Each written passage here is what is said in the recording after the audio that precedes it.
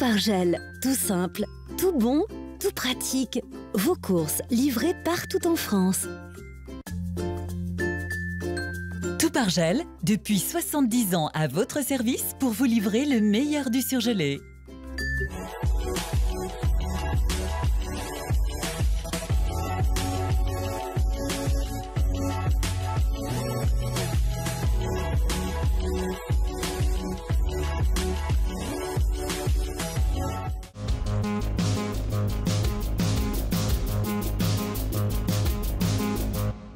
Circulation différenciée reconduite demain à Lyon et Villeurbanne en raison de la pollution.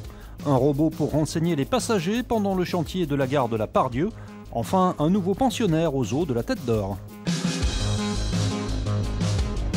J'étais pas du tout au courant de...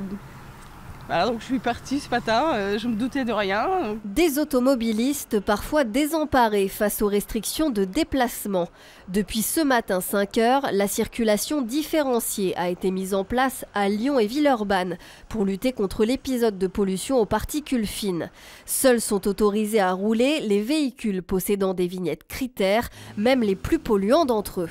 Il faut avoir conscience que les mesures que nous prenons aboutissent déjà à ce que 50% des véhicules immatriculés en région lyonnaise ne circulent pas. Donc concrètement, ça veut dire que 50% des véhicules qui auraient pu venir sur Lyon ou Villeurbanne aujourd'hui restent au garage. C'est déjà un effort important. On est dans une démarche quand même assez préventive, assez pédagogique. Donc l'idée n'est pas de verbaliser pour verbaliser. Sur cette opération de contrôle routier ce matin, très peu de véhicules sans vignette ont en effet été verbalisés. Aucun immobilisé, de quoi provoquer l'incompréhension chez certains Lyonnais. On est dehors depuis ce matin et on a vu plein de gens qui ne l'avaient pas et ils roulent quand même, personne ne les arrête. Ça ne les limite pas forcément, surtout qu'au final ça n'a rien à voir avec si le véhicule est polluant, mais plutôt avec s'ils ont la vignette ou pas. Si on autorise les véhicules qu'on sait qui sont polluants, c'est un peu contradictoire. Il faut arrêter tous les moteurs où il faut trouver des alternatives fortes. Pas d'arrêt de tous les moteurs, prévu en tout cas dans l'immédiat, mais la préfecture vient de décider de maintenir la circulation différenciée pour la journée de demain. Confirmation de peine requise en appel hier à l'encontre de l'ancien maire communiste de Givors, Martial Passy. Il est poursuivi pour avoir embauché sa sœur comme directrice générale des services de la ville.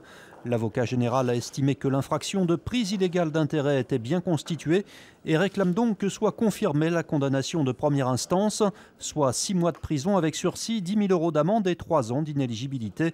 La cour d'appel rendra son arrêt le 11 avril prochain. Je peux répondre à vos questions concernant la gare et les travaux. Allez-y. Dites quelque chose. Et la suite. Pendant les travaux de la gare de la Part-Dieu, la SNCF s'est offert les services d'un robot pour renseigner les voyageurs. On cherchait en fait un moyen ludique de pouvoir présenter aux clients et aux usagers de la gare les travaux qu'on va réaliser et qu'est-ce qui allait se passer, pourquoi est-ce qu'ils étaient perturbés en fait dans leur quotidien. Tout le monde peut l'utiliser, ils parlent anglais et français. 2 grosses fonctionnalités, une première partie sur les travaux bien entendu et une deuxième sur la gare où est-ce qu'on peut trouver les commerces, les services et Pepper peut vous aider, vous guider. Pepper, c'est son nom, semble plutôt apprécié des usagers de la gare. C'est une chose intéressante, je pense que ça peut permettre de gagner du temps dans les recherches en gare, ça semble assez didactique. Je cherchais un espace dans la gare dont je ne savais pas où il se situait et il a pu me répondre de la meilleure des façons. En fait, on s'est rendu compte que sur un panel de 40 questions, c'était tout le temps les mêmes qui revenaient.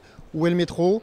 Où sont les toilettes? Et un être humain rébarbatique, ce n'est pas forcément le métier le plus passionnant du monde. Donc Pepper répond à ces questions très basiques. Et après, les agents dans la gare continuent de remplir leur fonctionnalité principale, de renseigner les clients pour toutes les autres questions. À la fin de l'utilisation de Pepper, il y a un petit questionnaire de satisfaction. Et pour l'instant, les premiers retours, on est sur une note de 4,5 sur 5, donc de très bons retours.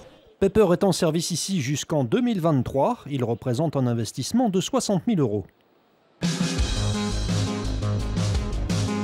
L'OL s'est qualifié hier soir pour la demi-finale de Coupe de France en battant Caen 3-1 à Dessines.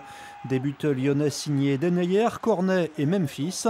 L'OL va donc pouvoir disputer le 2 ou 3 avril prochain sa 11e demi-finale dans cette compétition. La dernière fois, c'était en 2012. De quoi faire oublier en tout cas la contre-performance enregistrée à Monaco par les hommes de Bruno Genesio.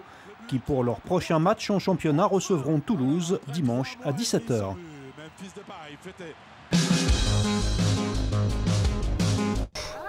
On dirait un bouquetin, petit bouquetin, je sais pas, non, je ne connais pas. Un cerne? Ah d'accord, bon.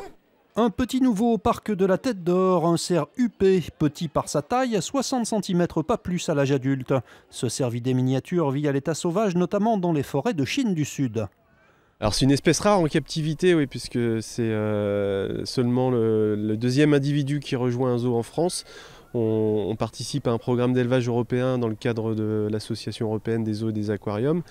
Et on est seulement une trentaine de zoos en Europe à avoir cette espèce dans nos collections. Et c'est une espèce qui, dans son milieu naturel, est menacée à cause de la déforestation principalement. Le jeune mâle est actuellement hébergé dans l'ancien enclos de l'ours au parc de la Tête d'Or, mais il devrait déménager d'ici 2020. Cette espèce, elle arrive un peu tôt, mais en réalité, elle rejoindra un projet qu'on a et qui verra le jour en 2020. C'est le projet Forêt d'Asie, dont on a déjà parlé à plusieurs reprises. Et là, on avait l'opportunité d'accueillir cette espèce, puisque c'est un jeune animal qui est né il y a un petit peu moins d'1 an, qui va être rejoint dans quelques semaines par une jeune femelle aussi. Et avec un peu de chance, le carnet rose devrait suivre.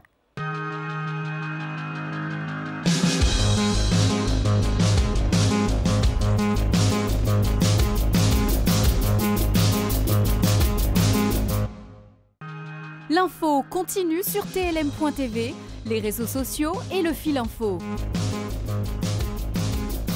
La météo à